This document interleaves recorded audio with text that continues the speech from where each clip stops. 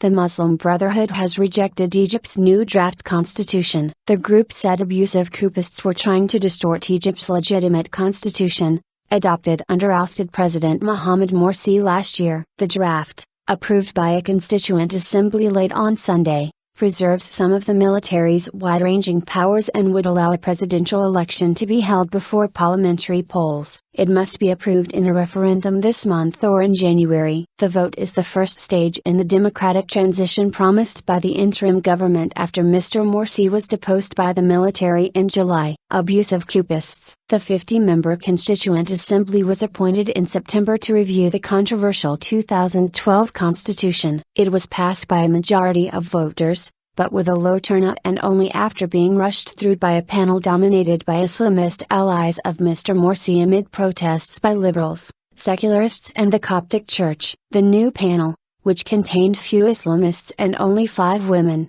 decided that a new charter was required and completed its work over the weekend with televised votes on each of the 247 articles. Afterwards its chairman, former Arab League chief Mr Morsi, said the draft would be presented to interim President Mohammed on Tuesday. The text maintains the privileged status given to the security forces, including requiring the approval of the Supreme Council of the Armed Forces for the choice of a defense minister to serve for 2 full presidential terms from the date of the Constitution's ratification. The military would also be allowed to continue trying civilians in military courts, something that is strongly opposed by human rights activists. The draft keeps Sharia as the basis for legislation, but bans political parties based on religion. In a change from the 2012 Constitution, the draft refers to freedom of belief as absolute, rather than protected. However, freedom to practice religion is still subject to the state's laws. In an unexpected change,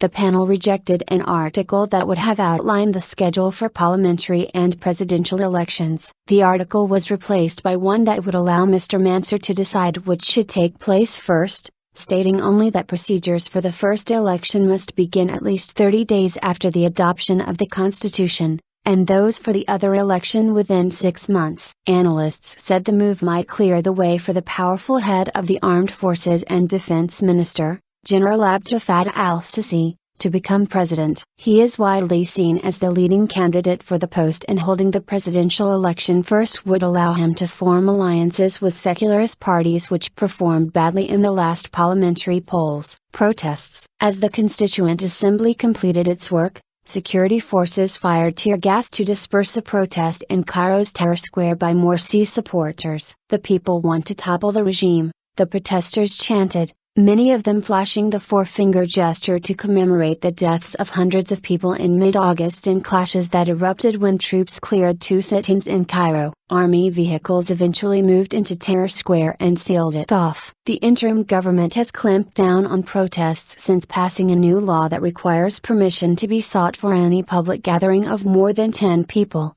allows security forces to disperse unruly demonstrators and imposes heavy prison sentences for violations. Ahmed Mar, one of 2 leading secular activists detained for calling a protest against the law last week, was released on Sunday. The other, Abdel Fattah, was detained for a further 15 days.